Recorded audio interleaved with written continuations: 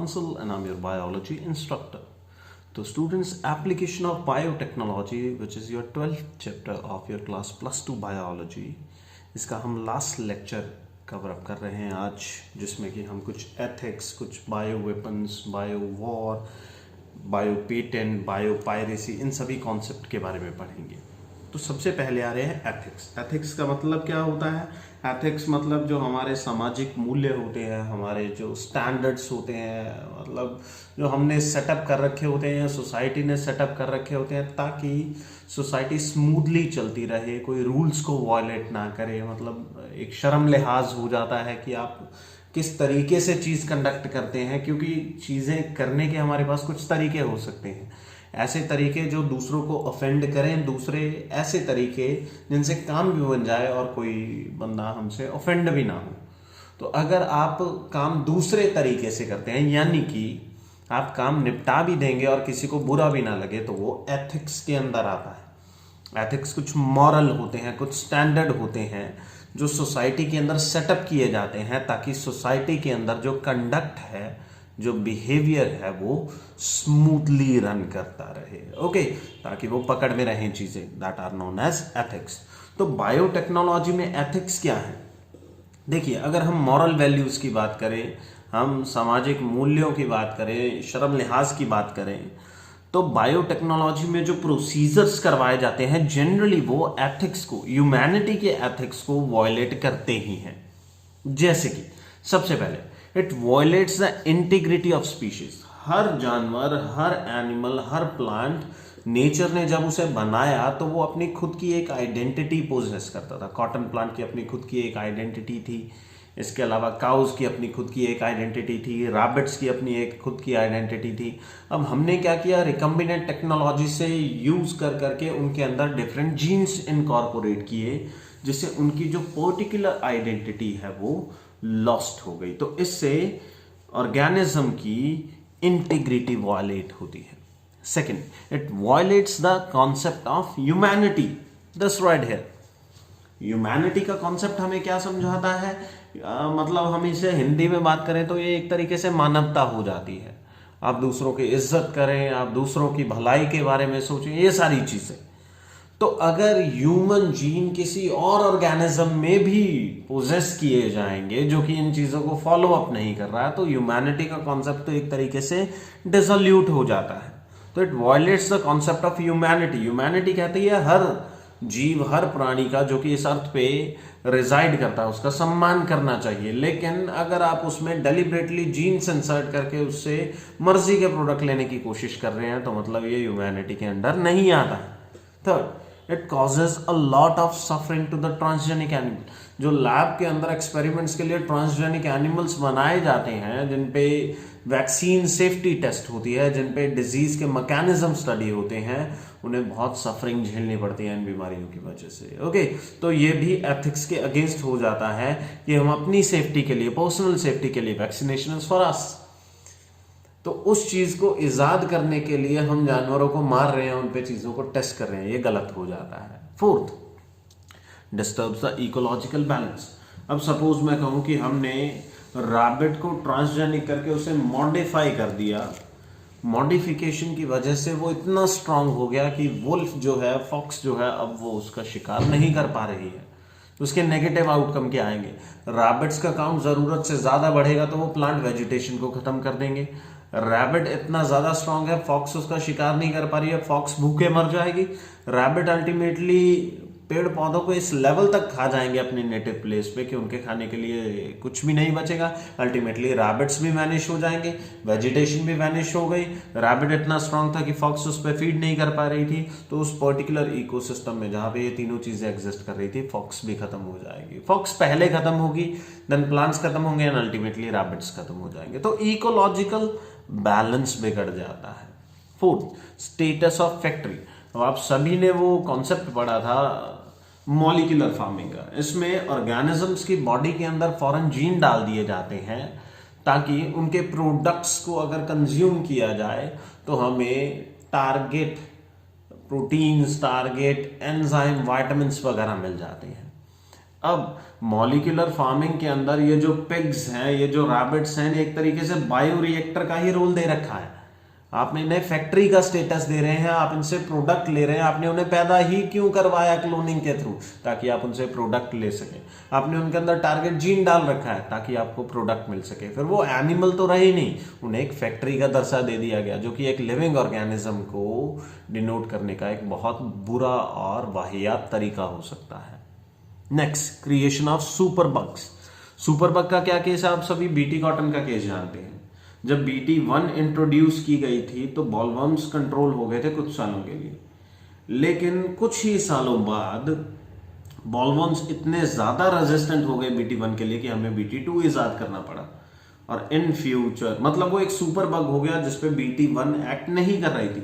ठीक है, आज की तारीख में बीटी 2 फंक्शनल है, लेकिन फिर भी अगर हम देखें कि BT2 के लिए क्या इंसेक्ट या बॉलवर्म रेजिस्टेंस डेवलप नहीं करेंगे, तब हमें ऑप्शन नंबर 3 के लिए जाना पड़ेगा। अगर ऑप्शन नंबर 3 ना मिला तो इन फ्यूचर कॉटन के प्रोड्यूस होने के अर्थ पे कॉटन के प्रोड्यूस होने के चांसेस बहुत ही मिनिमाइज हो जाएंगे। सुपर बग्स ऐसे ऑर्गेनिज्म, ऐसे माइक्रोब, ऐसे इंसेक्ट और पेस्ट सभी के लिए यूज किया जा सकता है जो कि रेजिस्टेंट होते हैं towards specific range of chemicals which are used against them. Next, it is disrespectful.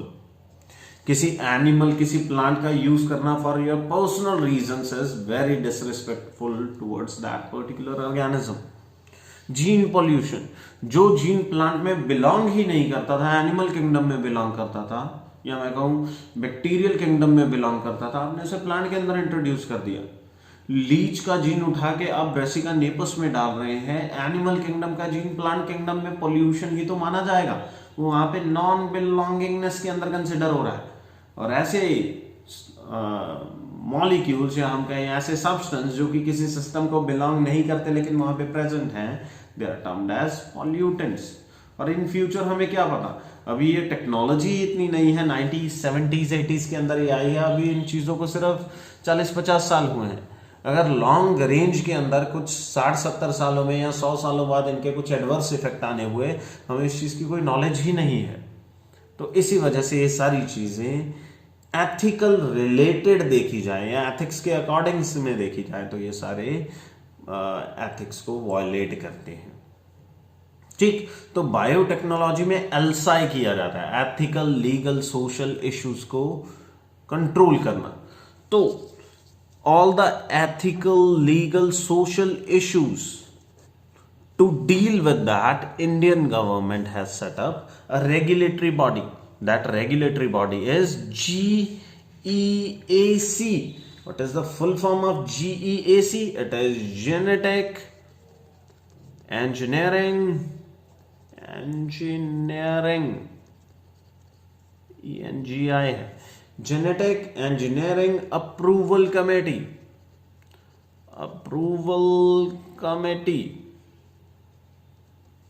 ठीक, ये कमेटी क्या करती है? अच्छा, ये जो फुल फॉर्म है GEACNELSI, ये एग्जाम में बहुत इंपॉर्टेंट होती है, इसे जरा ढंग से कर लीजिएगा। तो GEAC के फंक्शन क्या है? पहला, ये इस चीज पे कंट्रोल रखती है कि जब रिसर्च चल रही थी उसमें सारे नॉर्म्स एंड सारे रेगुलेशंस फॉलो किए गए थे या नहीं। अब कोरोना की वैक्सीन को ही लेके चलिए, आपके पास कुछ स्टैंडर्ड सेटअप किए गए हैं, कुछ प्रोसीजर सेटअप किए गए हैं कि आपको इतने फेज में ट्रायल्स चलाने पड़ेंगे। अब कोई कंट्री है, मान के चलिए रशिया है, वहां का उनका जो अप्रूवल कमेटी होगी उसने सेकंड फेज के बाद ही टीके निकाल दिए, रशिया के अंदर देने भी स्टार्ट कर दिए गए। जो रिच क्रीम पीपल है, मतलब जिनके पास ये कैपेबिलिटी है कि वो अफोर्ड कर सकते हैं अभी इतनी कॉस्टली वैक्सीनेशन को, उन्होंने वो लगवा लिए हैं। इवन जो वहां का प्रेसिडेंट है, दैट इज व्लादिमीर पुतिन, उसने खुद अपनी बेटी को, खुद को ये सारे इंजेक्शंस वगैरह लगवा लिए हैं। फेज 2 के बाद ही उन्होंने ये कंडक्ट कर लिया। लेकिन हम दुनिया के मुताबिक चलते हैं, तौर तरीकों के मुताबिक चलते हैं, तो हमने जो स्टैंडर्ड्स डिफाइन किए गए हैं कि 3 या 4 फेज ट्रायल होने के बाद ही वो जो चीज है, वो जो वैक्सीन है, वो ह्यूमन यूजेज के लिए अवेलेबल की जाएगी। तो जब चीज अंडर प्रोडक्शन है, जब चीज अंडर रिसर्च है, तो उस दौरान क्या सेफ्टी स्टैंडर्ड्स फॉलो किए जा रहे हैं, क्या उस रिसर्च की कोई वैलिडिटी है या नहीं है। मतलब मैं कल की तारीख में कोई प्रोडक्ट लेके खड़ा हो जाऊं कि मेरी ये 6 साल की मेहनत है, जरा देखिए इसे, लेकिन मेरे ऊपर कोई कंट्रोलिंग बॉडी तो थी ही नहीं, उसने चेक ही नहीं किया कि मैंने क्या क्या मेजर्स लिए थे, किस प्रोसीजर को फॉलो किया था, उसकी कोई जानकारी नहीं है किसी के पास, तो वो चीज कभी भी ह्यूमन यूज के लिए पास नहीं की जाएगी। Validity of research and second है safety standards assurance before introducing the GMO to the public service. लोगों के अंदर या पब्लिक सर्विस के अंदर डिस्ट्रीब्यूट करने से पहले आपका जो जेनेटिकली मॉडिफाइड क्रॉप या ऑर्गेनिज्म है, पहले चेक किया जाता है कि लॉन्ग रन के अंदर, शॉर्ट रन के अंदर ये पब्लिक सेफ्टी एंड हेल्थ के लिए कहीं कोई प्रॉब्लम कॉज तो नहीं कर रहा है। मतलब जैसे वैक्सीन सेफ्टी वगैरह हो जाती है। तो दो चीजें हुई, पहला रिसर्च के दौरान जो प्रोसीजर फॉलो किया गया है, रिसर्च के दौरान जितनी भी रिसर्च हो रही थी उसके ऊपर कोई कंट्रोल था या नहीं। दूसरा, जो प्रोडक्ट आपका बनके तैयार हो गया, ह्यूमन यूजेज से पहले उसे ढंग से चेक करना कहीं ये हार्मफुल तो नहीं है। ये दोनों चीजों का जो अप्रूवल है या ये दोनों चीजों का जो मॉनिटरिंग है वो GEAC के अंडर होता है। So that is second concept. अच्छा, उसके बाद में नेक्स्ट आर GEM, जेम्स भी कह दिया जाता है इन्हें। जेम एक्चुअल में है क्या? These are genetically engineered microbes. ठीक, इसमें सबसे पहला केस आता है ट्राइकोडर्मा का। ये जो ट्राइकोडर्मा है ये एक फंगस होता है। इस फंगस की खासियत क्या? इस फंगस से एंजाइम निकाला जाता है काइटिनेज, जो कि फंगल डिजीजेस का इलाज करता है इन प्लांट्स। क्योंकि काइटिनेज क्या करेगा? वो फंजाई की सेल वॉल को ब्रेक करेगा, इससे फंगस ढंग से ग्रो नहीं कर पाएगी। अगर आपके प्लांट के अंदर काइटिनेज बनाने का जीन इंसर्ट कर दिया जाए which is been taken from Trichoderma, तो उससे क्या होगा? उससे प्लांट को फंगल डिजीज होने के चांसेस बहुत ही कम हो जाते हैं। क्लियर? तो first is the case of trichoderma. Second is the case of clavibacter और bacillus thuringiensis।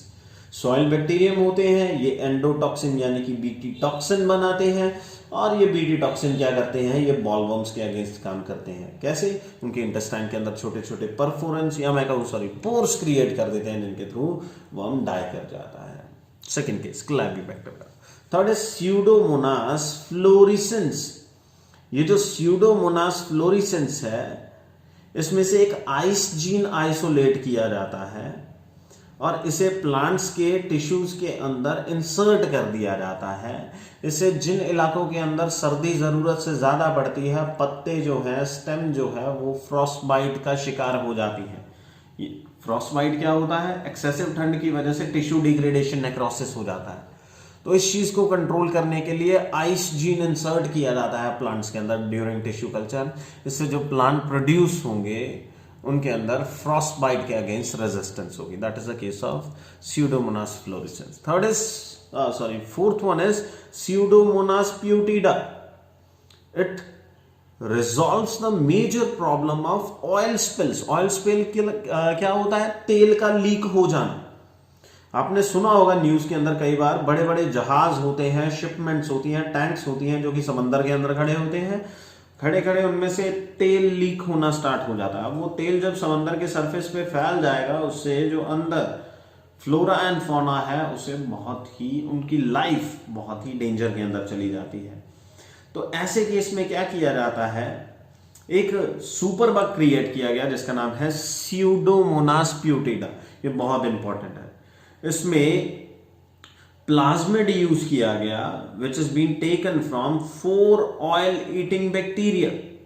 4 oil eating bacteria लिए गए, जिनमें से ऑयल, पर्टिकुलर टाइप के ऑयल को ईट करने वाला या उसे मेटाबोलाइज करने वाला जीन आइसोलेट किया गया।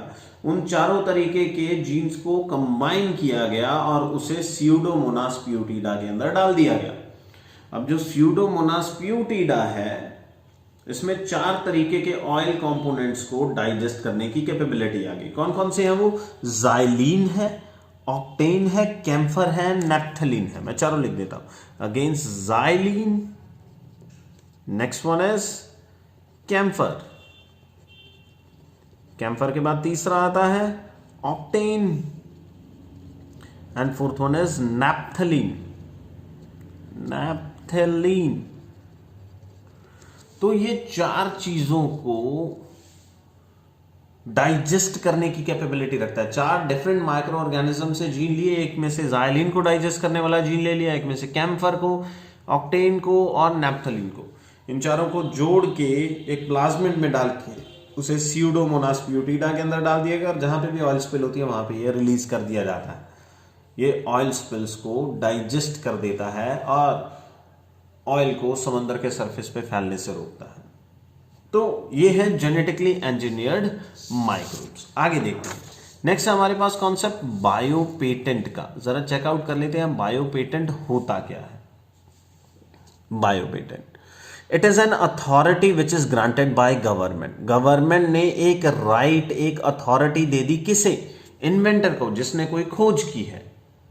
किस चीज के बारे में? ताकि वो खुद के लिए वो प्रोडक्ट यूज कर सके, जितना टाइम हो वो उस प्रोडक्ट को बेच सके, ह्यूमन बेनिफिट के लिए या किसी भी पर्पस के लिए।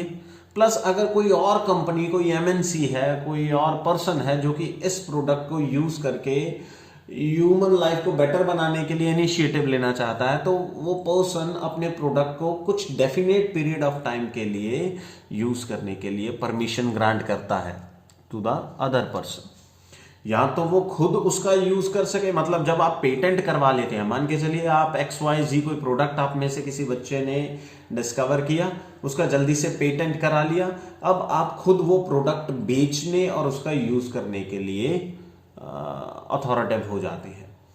अब अगर मान के चलिए कोई और बंदा उस चीज का यूज करना चाहता है पब्लिक डोमेन के अंदर, तो उसे आपकी परमिशन लेने की जरूरत होगी और उस पर्सन को आपको कुछ रॉयल्टी पे करनी पड़ेगी, कुछ पैसे देने पड़ेंगे ताकि वो उसे यूज कर सके। आपने सुना होगा कई बार यूट्यूब पे आपने गाने सुने होते हैं, उनके ऊपर कॉपीराइट लिख दिया जाता है, मतलब उस चीज का पेटेंट जनरेट करवा लिया गया है। मूवीज के नेम पेटेंट होते हैं, गाने पेटेंट होते हैं।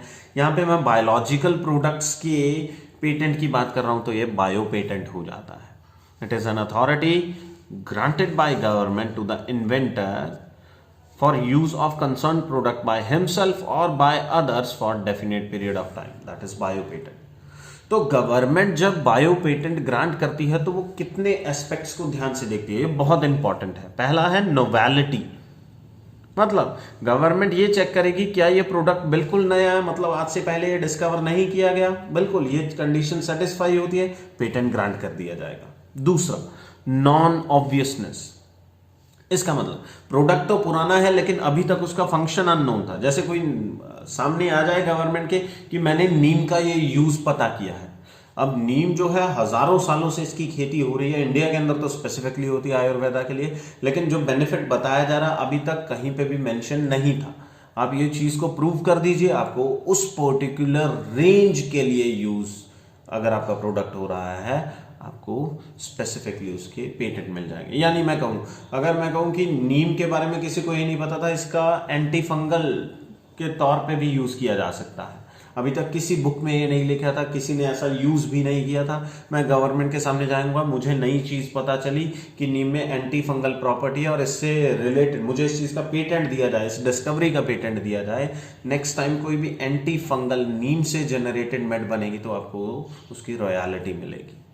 थर्ड, यूटिलिटी, अगर आप कोई आइडिया या टेक्निक खोज के लाए हैं, प्रोडक्ट नहीं है आपके पास लेकिन कोई आइडिया है, आप उस आइडिया को पेटेंट करवा लेते हैं, कोई उसे और यूज नहीं कर सकता। जैसे आपने पढ़ा होगा फोन्स के अंदर जो सिस्टम होता है, किसी ने कैमरा का डिजाइन पेटेंट करा लिया, किसी ने स्क्रीन के ऊपर जो नॉच होता है या स्क्रीन के अंदर कैमरा होता है उसे पेटेंट करा लिया।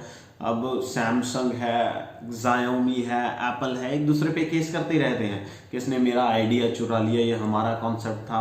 मोबाइल फोन फोल्डिंग स्क्रीन वाले पे बहुत कलेस रहा था आज से 2 साल पहले सैमसंग और MI के बीच में कि ये कॉन्सेप्ट डिजाइन किसका है या नहीं है। तो ये सारे हो जाते हैं आइडिया एंड टेक्निक, जिसे कि यूटिलिटी कैटेगरी के अंदर रखा जाता है। तो 3 कैटेगरी में चेक कीजिए, किसी में भी सेटिस्फेक्शन हो रही हो, कैटेगरी फॉल कर रही हो तो पेटेंट जनरेट कर दीजिए।